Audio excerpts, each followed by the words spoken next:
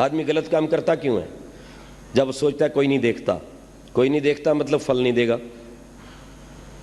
आदमी साधारण व्यक्ति पाप से तब हटता है जब वो देखता है कोई देख रहा है और फल मिलेगा, तब बचता है। और जब एक सच्चा ईश्वर भक्त, एक आर्य, एक सच्चा ब्रह्मचारी, एक युवक और युवती, सच्चे आर्य विद्यार्थी जान लेंगे कि सब जगह भगवान देखता है, अवश्य फल देगा, तो बुरा काम होगा ही नहीं, ब्रह्मचर्य की रक्षा होगी, आयु लंबी होगी, शरीर सुंदर होगा और भगवान के दर्शन होंगे यहीं पर।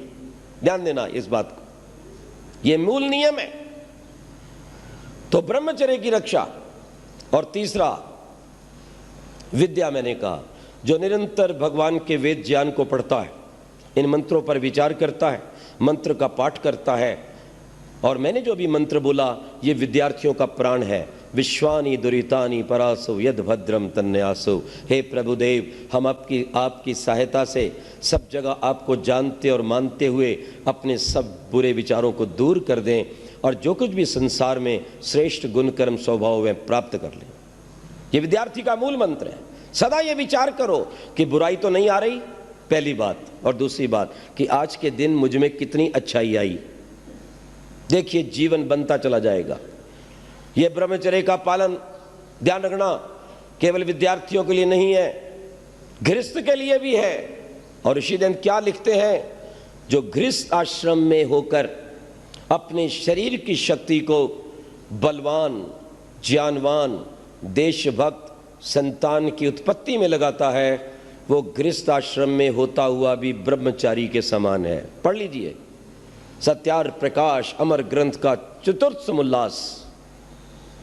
आज तक ऋषि ध्यान से पूर्व अथवा पश्चात आने वाले तथा कथित लोगों ने, महंतों ने, संतों ने, गुरुओं ने क्या कहा? गृहस्थ नरक का द्वार है, नारी नरक का द्वार है। लेकिन इस धरती पर याद रखना, प्राचीन आर्य ऋषियों की परंपरा में कणाद, कपिल, गौतम और पतंजलि की परंपरा में ऋषि ध्यान ने यह कहा, गृहस्थ मुक्ति का द्वार है, नारी मुक्ति का द्वार है। नारी इस संसार की आधारशिला है जो अपने गर्भ में ही अपने बच्चे को ब्रह्मचारी बना सकती है। और इसलिए मां के लिए उपदेश है, पिता के लिए उपदेश है, गुरु के लिए वेद का उपदेश है। क्या कहता है? मेढ्रम ते शुंधामी। हे बालक, मैं तेरी प्रजनन को शुद्ध करती हूं, तेरी प्रजनन इंद्रिय को शुद्ध करती हूं। मेढ्रम ते शुंधामी। और जब मेरे देश की माताएं स्वयं ब्रह्मचर्य का पालन करती थी और एक बार गर्भ धारण होने पर 9 मास तक ब्रह्मचर्य का पालन करती थी, जब इस देश के योग्य पिता गर्भवती होने तक पूर्ण ब्रह्मचर्य का पालन करते थे। याद रखना, जब अध्यापक ब्रह्मचर्य की शिक्षा देता था, जब देश का राजा भी ब्रह्मचर्य का उपदेश करता था, ब्रह्मचर्येण तपसा राजा राष्ट्रम विरक्षति, वेद के शब्दों में, तब मेरे देश के अंदर संतानें योग्य, बलवान, चरित्रवान, दीर्घ आयु की हुआ करती थी और इस देश में दूध की नदियां बहती थी। माताओं बहनों का चरित्र सुरक्षित होता था, गौओं के हत्यारे नहीं थे और विदेशियों के तलवे चाटकर, आतंकवादियों के तलवे चाटकर मात्र कुर्सी का व्यापार करने वाले गद्दार नेता नहीं थे। तब वो राजनेता अपने आप को भगवान का प्रतिनिधि समझते थे और ऐसा विचार करते थे, इस जनता का कल्याण करना, जनता को चरित्र देना, जनता की सुरक्षा करना हमारा परम धर्म है, तभी परमात्मा प्रसन्न होगा। पर आज तो इन्हें परमात्मा को प्रसन्न नहीं करना, अपने देश को नहीं बनाना, अपने देश के युवक युवतियों को चरित्रवान नहीं बनाना, ब्रह्मचर्य की शिक्षा नहीं देना, इनको तो प्रसन्न आतंकवादियों को करना है, जिसके लिए गौ हत्या करवा रहे हैं, शराब चला रहे हैं, अंडों के ढेर लगा रहे हैं, समलैंगिकता का प्रचार करना चाहते हैं। ध्यान रखो, जिस देश ने बाल ब्रह्मचारी हजारों ऋषि दिए, जिसके कारण ये देश विश्व का गुरु बना और जिस देश की धरती पर आकर विदेशी भी नतमस्तक होते थे, एतद् देश प्रसूतस्य सगाशादग्र जन्मना स्वयं स्वयं चरित्रम शिक्षेरण पृथिव्याम सर्वमानवा। अरे मेरे देश की धरती पर, नालंदा पर आकर के शिक्षा ग्रहण करते थे विदेशी लोग। आज भी कुछ विदेशी जब आते हैं हमारे देश में उतरते हैं तो सबसे पहले एरोड्रम पर आकर, हवाई अड्डे पर आकर भारत की मिट्टी को उठाते हैं, चंदन के समान माथे पर लगाते हैं। धन्य है भारत भूमि, धन्य है भारत की चंदन रूपी माटी, जिसने इतने ऋषियों को जन्म दिया। हम भी इसकी शरण में आकर, इसकी संस्कृति को पाकर अपने आप को चरित्रवान बना लें और अपने परमात्मा के प्रिय बन जाएं। आज आवश्यकता है कि मेरे देश में चरित्र का प्रसार हो, ब्रह्मचर्य की बात हो। ब्रह्मचर्य की बात करते हुए लोग डरते हैं, और यूं डरते हैं इसलिए कि स्वयं चरित्रवान नहीं, स्वयं ब्रह्मचर्य की रक्षा नहीं करते। और निश्चित रूप से जिसने परमात्मा के द्वारा दी गई इस मूल्यवान संपदा ब्रह्मचर्य की रक्षा नहीं की, वो ब्रह्म को 3 काल में भी पा नहीं सकता है। मैं वही बात फिर दोहरा रहा हूं, जिसने छोटी सी भगवान की धरोहर का सदप्रयोग नहीं किया, विषय वासनाओं में उजाड़ दिया, उसे भगवान और क्या देगा? जो देगा वो तो मैं बता ही चुका हूं, रोग और भोग देगा। आज का युवक और युवती, आज का विद्यार्थी जब बैठकर उठता है तो क्या कहता है? जी मेरे तारे से टूटते हैं। मैंने कहा तेरा सूरज भी टूटने वाला है, तेरा पूरा जीवन टूटने वाला है मूर्ख। जो तू काम करता है उसका ये परिणाम है। यदि तूने अपने ब्रह्मचर्य की रक्षा की होती, उसे विद्या में लगाया होता, उसे साधना में प्राणायाम के द्वारा लगाया होता, किसी अनाथ की, गरीब की, अबला की, गाय की, सीमा की रक्षा में लगाया होता, तो तेरे तारे नहीं टूटते, तेरा चेहरा सूर्य के समान चमकता। और हमारे यहाँ जब दीक्षा दी जाती थी, याद रखना, तो उस समय उस ब्रह्मचारी को आचार्य सूर्य के दर्शन करवाता है। तच्चक्षुरुदेवितम पुरस्तात् शुक्रमुचरत। ओ मेरे शिष्य, सूर्य के समान चमकना, सूर्य के समान तेजस्वी बनना, सूर्य के समान नियम को मत छोड़ना, सूर्य के समान ब्रह्मचर्य की रक्षा करना, नियम पर अडिग रहना, और सूर्य के समान सारे जगत को खींच लेना, प्रभावित करना। याद रखो, आज तो इसकी अपनी इंद्रियां छूटी जा रही हैं, ये दूसरे को क्या छूटेगा? ये रात को सोता है तो सुबह उठता है तो माथे पे हाथ मारता है। सब कुछ खराब हो चुका है, जो कुछ कमाया था वो गंदी नाली का शिकार हो चुका है। और इस देश के गद्दार नेता, कुछ गद्दार सिनेमा बनाने वाले व्यक्ति, और कुछ इस देश के गद्दार डॉक्टर, जो वैदिक संस्कृति को नहीं जानते हैं, जो आयुर्वेद को नहीं जानते हैं, और वो भट्ट जैसे व्यक्ति, फिल्म निर्माता, शर्म आनी चाहिए उनको। ऐसे लोगों को भारत का नागरिक होना चाहिए?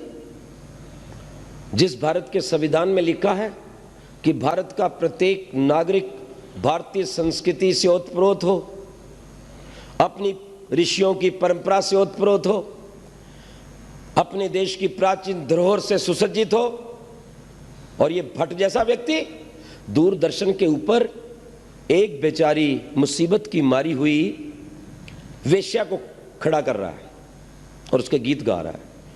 वैसे तो प्रायः बहुत कम दूरदर्शन देखने का समय मिलता है, जबकि हमें प्रतिदिन समाचार सुनने चाहिए, क्योंकि ये विनाश कर रहे हैं देश का। और एक दिन मैं अचानक ही देख रहा था दूरदर्शन, तो क्या हुआ, दिनेश, उसका नाम मुझे पूरा नहीं याद है, उस भट्ट ने एक वेश्या को खड़ा कर रखा था, महेश भट्ट। महेश भट्ट कहाँ का है? वो तो दुर्वेश भट्ट है। सच कहता हूं, ऐसे व्यक्तियों को कभी आप सम्मानित मत करो।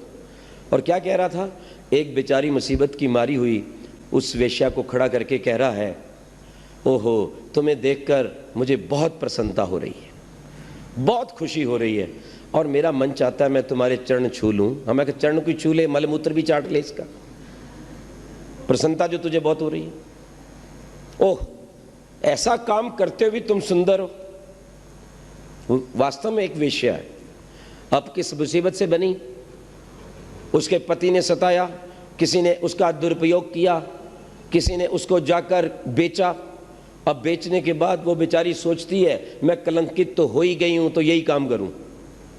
अगर अच्छी संस्था कोई मिल जाती, उसको प्यार से लाती, इज्जत देती, उसको नौकरी देती, उसके बच्चों को पालती, तब तो जीवन बन जाता।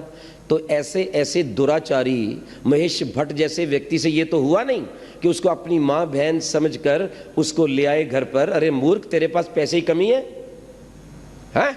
कुबेर की नगरी बंबई कहलाती है। उसको अपनी माँ बहन बनाकर उसको उस दुर्व्यसनों से, दुराचार से बचाकर बिठाता, तब तो बात थी। नहीं, तुम बहुत सुंदर लग रही हो। मैं आपसे एक बात पूछता हूँ, जब एक वेश्या को खड़ा करके एक व्यक्ति प्रसिद्ध ये कहता है, वाह मेरी इच्छा होती तुम्हारे चरण छू लूं, तो इसका आम जनता में क्या संदेश जाएगा? मेरे देश की बेटियों पर क्या संदेश जाएगा? मेरे देश के आज 80% जनता गांव में रहती है, उन गांव में रहने वाली कन्याओं और महिलाओं में क्या संदेश जाएगा कि ये दुराचार करना एक अच्छा काम है? और फिर वो भी महामूर्ख है औरत, वो फिर क्या कहती है, देखो मैं अपना काम बड़ी प्रसन्नता से कर रही हूं।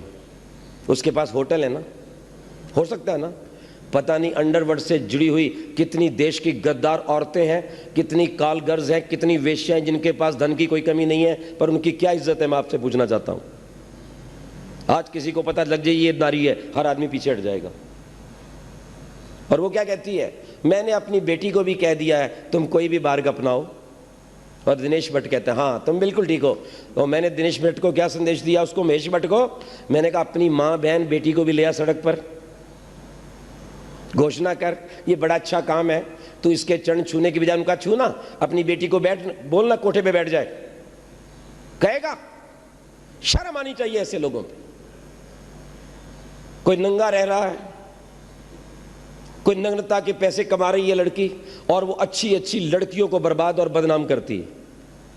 ध्यान रखिएगा, 2 4 5 आपने नग्न लड़कियां देख ली चलती फिरती, जिनका मस्तिष्क भ्रष्ट है।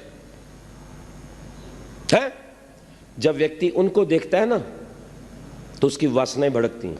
वो भड़की हुई वासनाओं का परिणाम क्या होता है, वो हर कन्या, हर महिला के प्रति वो गंदे विचार रखता है। और अगर वो सीधी सादी भी बिल्कुल लड़की होगी, जिसके कपड़े बिल्कुल ठीक ठाक पूर्ण है, शरीर ढका हुआ है परमात्मा की वेद आज्ञा के अनुसार, अधा पशस्वमोपरि संतराम पादकौहर माते कष्पगलौ दिशन स्त्री ब्रह्मा बभूवित, ये वेद का वचन है। नारी तो राष्ट्र की आधारशिला है। इस ब्रह्मांड में या तो सर्वप्रथम मैं पूज्य हूं, या मेरे पास तेरा नंबर है। मेरी बहनें, मेरी बेटियां सदा सोचें, मैं छोटी नहीं हूं। इस संसार में परमात्मा के पश्चात यदि कोई पूज्य है तो वो नारी है, वो कन्या है। इसलिए आज भी हम कन्याओं का एक दिवस मनाते हैं जहां उनके पैर धोए जाते हैं और लड़कों के द्वारा चरण स्पर्श करवाया जाता है। वो इसलिए करवाया जाता था कि मोहल्ले के रहने वाले सब लड़के अपनी कन्याओं के प्रति, लड़कियों के प्रति बहन की भावना रखें, ब्रह्मचर्य का, चरित्र का विकास। ध्यान रखिए इस बात। नग्नता, और फिर क्या कहा जाता है, मैं नग्न रहने से संस्कृति का विकास हो रहा है। आज के दिन जमाना उन्नति कर रहा है, इसलिए नंगे रहो। क्यों जी, ठीक है, नंगे रहो। हम जाते आदिवासी क्षेत्रों में, वहां छाल छूल बांधकर कुछ आधे नंगे घूमते हैं। मैंने एक को कहा, अरे भाई कौन सी क्षति चल रही है?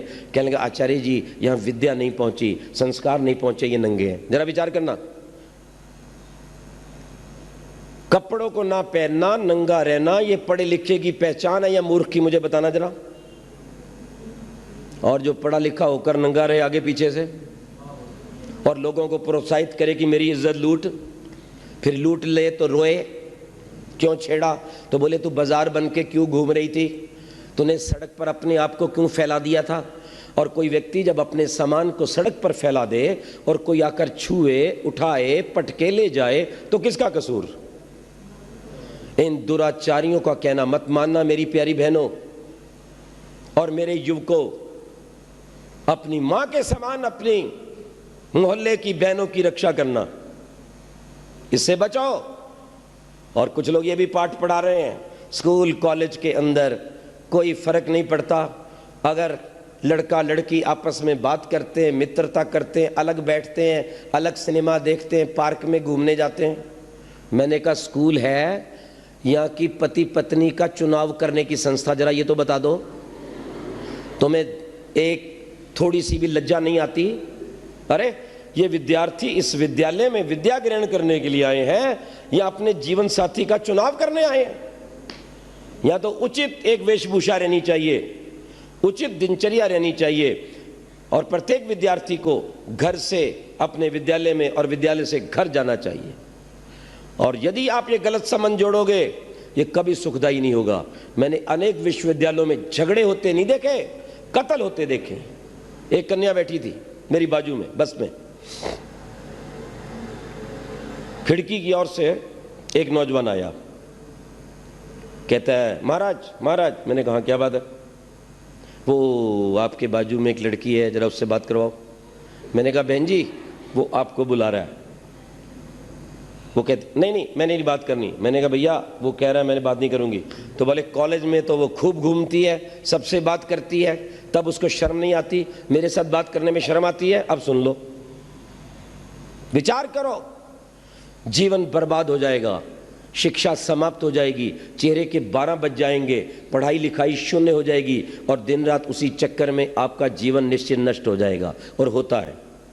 और जब मैं देखता हूँ पढ़ने वाले विद्यार्थियों के अंक कम आ रहे हैं, चेहरा पीला पड़ रहा है, इसको नींद नहीं आती, चेहरे पर प्रसन्नता नहीं, तो समझ लो इसको दुराचार का घुन लग चुका है। कोई कितना भी कहे, कैसे बचें? एक सीधा सा उपाय बताता हूं। लड़के और लड़की जहां मिलते हैं, रहते हैं, मोहल्ला है, घर है, भैया आपस में एक दूसरे को भाई बहन कह के बोलो।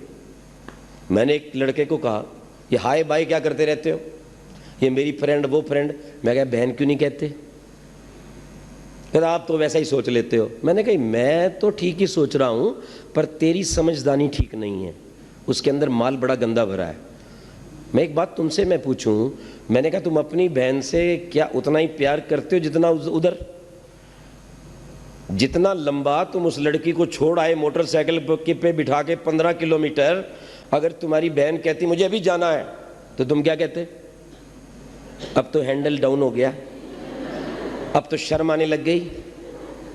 एक ही उपाय है, माता पिता को भी कहना चाहता हूं, गुरुकुल के आचार्यों को,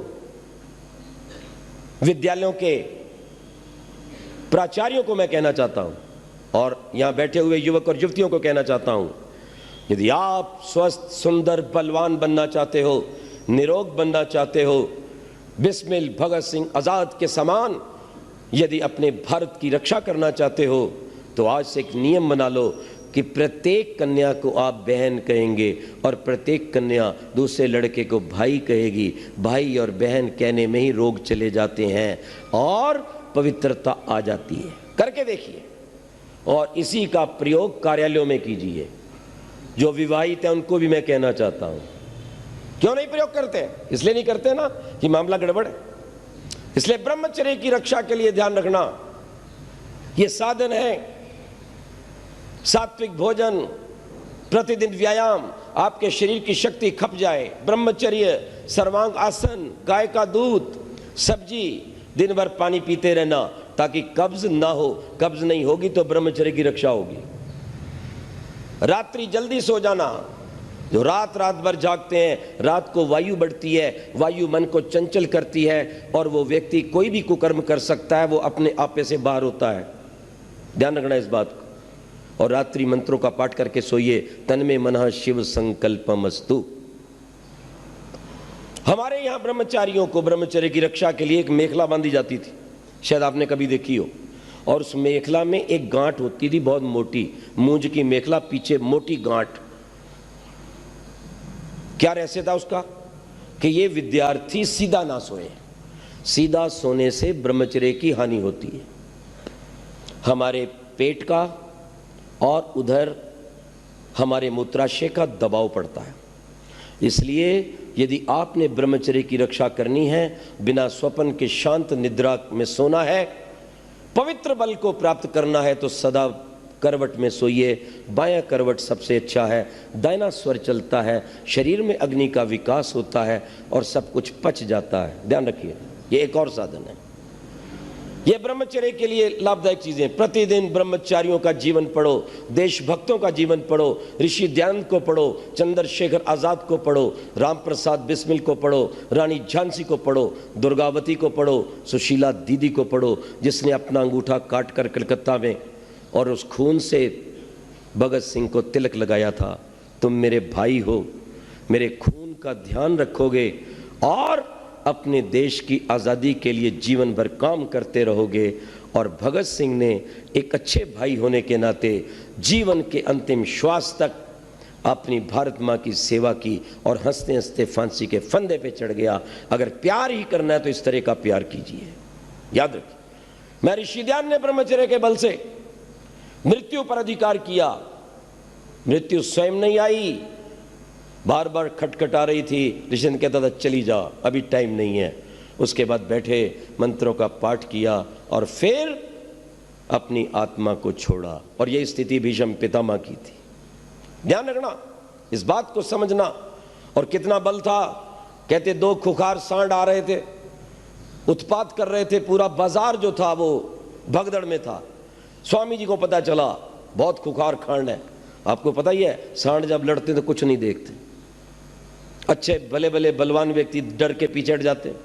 ऋषि दयानंद आगे बढ़े, प्राणायाम भरा, अपने बाजुओं को फैलाया और उन दोनों सांडों के सींगों को पकड़कर धक्का दिया और उन्हें दूर हटा दिया। ब्रह्मचर्य आप में बल भरेगा, सुंदरता बढ़ेगा, तेज भरेगा, बुद्धि को भरेगा, आपको जीने का आनंद आएगा। और जब उस जीवन की ज्योति, ब्रह्मचर्य की ज्योति को लेकर आप ओम का जप करेंगे तो भगवान आपको शीघ्र मिलेगा। पक्की बात कहता हूं। और ठीक इससे विपरीत अंडा या खाने वाला व्यक्ति 20 जन्म में ब्रह्मचर्य का पालन नहीं कर सकता, वो जरूर अपने जीवन को बर्बाद करेगा, क्योंकि वो उत्तेजना पैदा करता है और वो व्यक्ति व्यसनी बनता है। शराब, मांस, दुराचार, गंदे गीत, अपने हाथों से कुचेष्टा करना, जीवन में गंदे विचार लाना, ये ब्रह्मचर्य का पतन है। जब तक आप 16 वर्ष से बड़े ना हो जाएं, 25 वर्ष से बड़े ना हो जाएं, तब तक विवाह की बात मत सोचें। और सोचें तो इस विचार को लेकर सोचें, मैंने जो जीवन में तप किया है, मैंने जो विद्या प्राप्त की है, मैंने जो संयम किया है, इसके द्वारा अगर मैं इसका प्रयोग करूंगा तो अपने देश के लिए अच्छी बलवान सुंदर संतान दूंगा जो अपने देश को स्वतंत्र करवा सके। अन्यथा मैं अपने शरीर की शक्ति को बर्बाद नहीं होने दूंगा। हमेशा इस बात को भूलो। इसलिए भगवान वेद में कहता है अश्मा भवतु नस्तनु। आइए हम इस विषय को समाप्त करते हैं और अंत में ये कहना चाहते हैं, जिनको रोग है किसी भी प्रकार का, शारीरिक गुप्त रोग है, चाहे वो लकोरिया है, श्वेत प्रदर है, रक्त प्रदर है, स्वप्न दोष है, धातु विकार है, उसके लिए अमृत तुल्य भगवान ने हमें एक औषधि दी है जिसका नाम है आंवला। आज से यदि आप ब्रह्मचर्य की रक्षा चाहते हो, शरीर को सुंदर तेजस्वी बनाना चाहते हो, चाय को एक झटके में बंद कर दो, लाल मिर्च बंद कर दो, आंवले को छोड़कर शेष खटाई को बंद कर दो, आंवले का चूर्ण बनाओ मिश्री मिलाकर और दिन में 2-3 बार, अगर गर्मी है तो आप उसका सेवन पानी के साथ करें, अगर सर्दी है तो आप दूध के साथ भी कर सकते हैं, हल्के पानी से सर्व कर सकते हैं। ब्रह्मचर्य की रक्षा के लिए आप सर्वांगासन अनिवार्य रूप से करो, पूरे शरीर की रक्षा करेगा और आपके चेहरे को तेजस्वी और आपकी बुद्धि को सूक्ष्म माइक्रोस्कोपिक बनाएगा।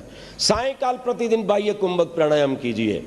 आर्य समाज में आइए, आर्य समाज में हमारे जो लोग हैं, विद्वान हैं, पुरोहित हैं, सदस्य हैं, वो सब आपको ये बातें बता सकते हैं। रविवार को आइए, यहाँ पर बैठिए, यज्ञ कीजिए, जीवन में ज्योति को प्राप्त कीजिए, संसार को प्रकाशित कीजिए, कीड़े मकोड़े की तरह मत मरिए। जिंदगी उसी की है जिसका दुनिया नाम जपती है। अरे जिंदगी यूं तो कुत्ते और बिल्ली की भी कटती है।